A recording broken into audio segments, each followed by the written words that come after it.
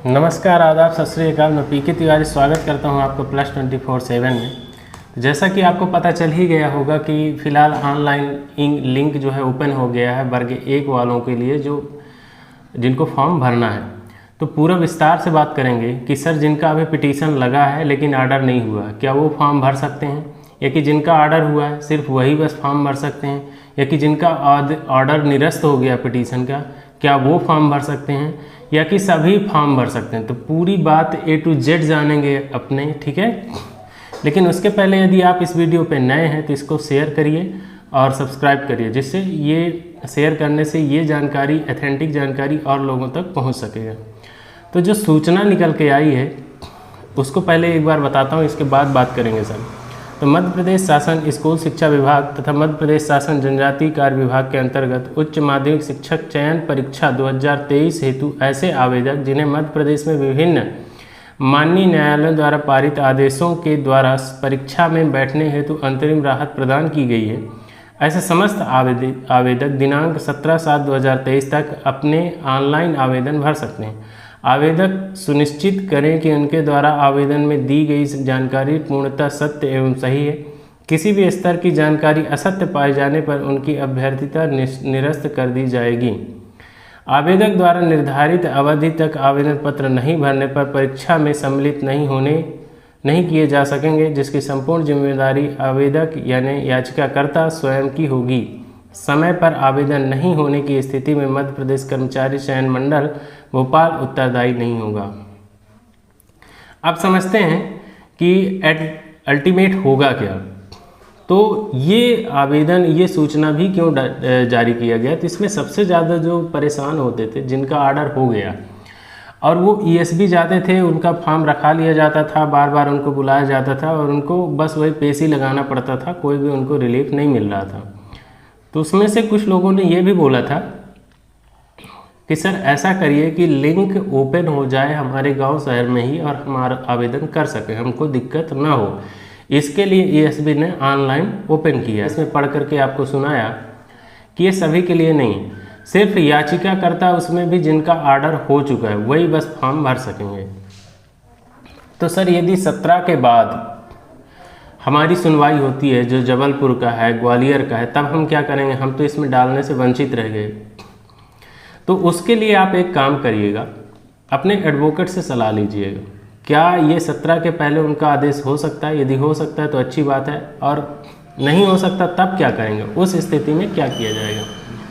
तो ये ऑनलाइन आवेदन के लिए 17 तक खोला गया है। यदि माननीय हाई कोर्ट का आदेश आपको होता है 17 के बाद भी, तब भी आपका फॉर्म भराया जाएगा, वो भरेगा ESB चाहे जैसे भी भरे, ठीक है।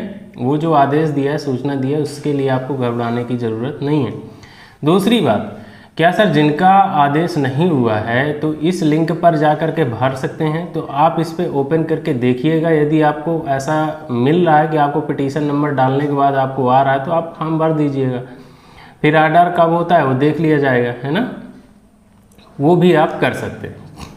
तीसरा क्वेश्चन कि क्या सर सभी फॉर्म भर सकते हैं, तो इसके लिए है कि इसमें सिर्फ जो याचिका करता है वो बस फॉर्म भरेंगे, इसके अलावा बाकी फॉर्म नहीं भर सकते।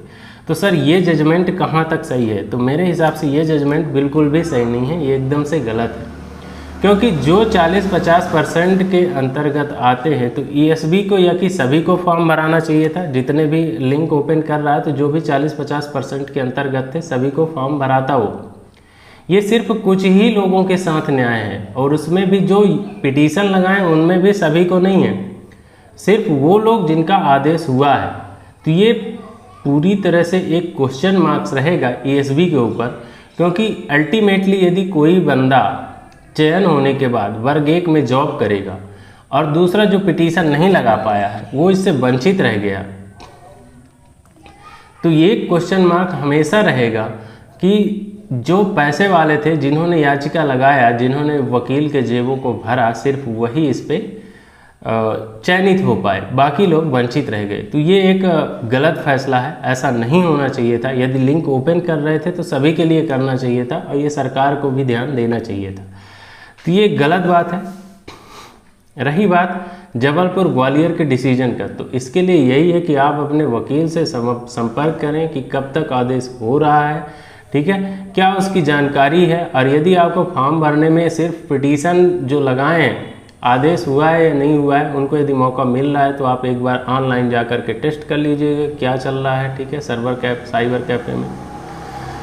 फिलहाल ये जो भी है तो ESB के द्वारा कोई अच्छा डिसीजन नहीं लिया गया है, क्योंकि अल्टीमेटली सभी इतने योग्य नहीं हैं, इतने एफर्ट नहीं कर सकते कि वो जा करके और याचिका दायर करें। उसमें भी जो याचिका लगा ही दिए हैं उनको ही कितना राहत है, क्योंकि अभी भी 50% ऐसे केसेस हैं जो पेंडिंग दिखा रहा है।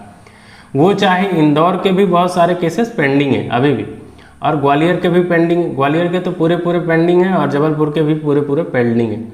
तो इसमें क्या होगा इसको कोई नहीं कह सकता, ये तो हालांकि इसी पर डिपेंड करता है कि जज का मूड कैसा है, जज का मूड कैसा है और वकील उसको कैसे केस को चैलेंज कर रहा है, उस पर डिपेंड करता है कि क्या होगा। तो मेन यही है। अब वर्ग 2 वाले जो हैं, तो वर्ग 2 वालों का एक चीज़ बता दूं भैया, आपको कोई एक बेस होना चाहिए, किस बेस पे आप लगाओगे।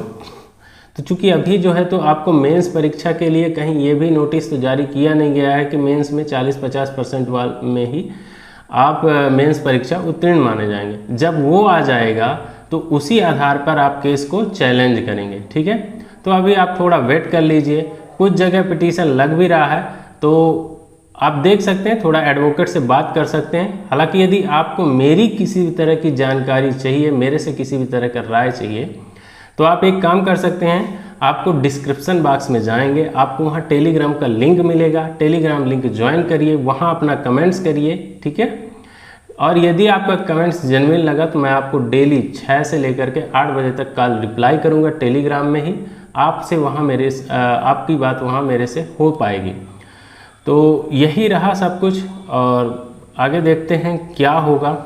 लेकिन उसके पहले चूँकि बहुत सारे ऐसे भाई बहन हैं जो ये सोचे होंगे कि सर लिंक ओपन हो गया, सभी 40-50% वाले भर पाएंगे, तो मैं दोबारा फिर से बोल रहा हूँ कि ऐसा नहीं है। उसमें भी सिर्फ उन्हीं को बोला गया है इस आवेदन में कि जिन्होंने अपना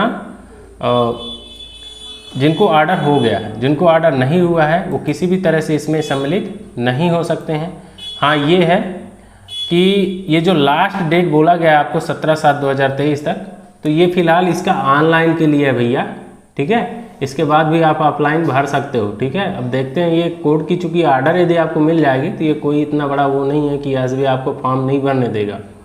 ठीक है ना, तो आशा करता हूँ आपको मेरी द्वारा प्रोवाइड की गई जानकारी समझ में आ गई होगी, और आप ये ज़रूर करिएगा कि वीडियो को ज़्यादा से ज़्यादा शेयर करिए, जिससे उन लोगों तक ये जानकारी पहुँच सके जो याचिका लगाए हैं या कि जो याचिका लगाना चाहते हैं। तो मिलेंगे नेक्स्ट वीडियो में, तब तक के लिए जय हिंद, धन्यवाद। हंसते रहिए, मुस्कुराते रहिए।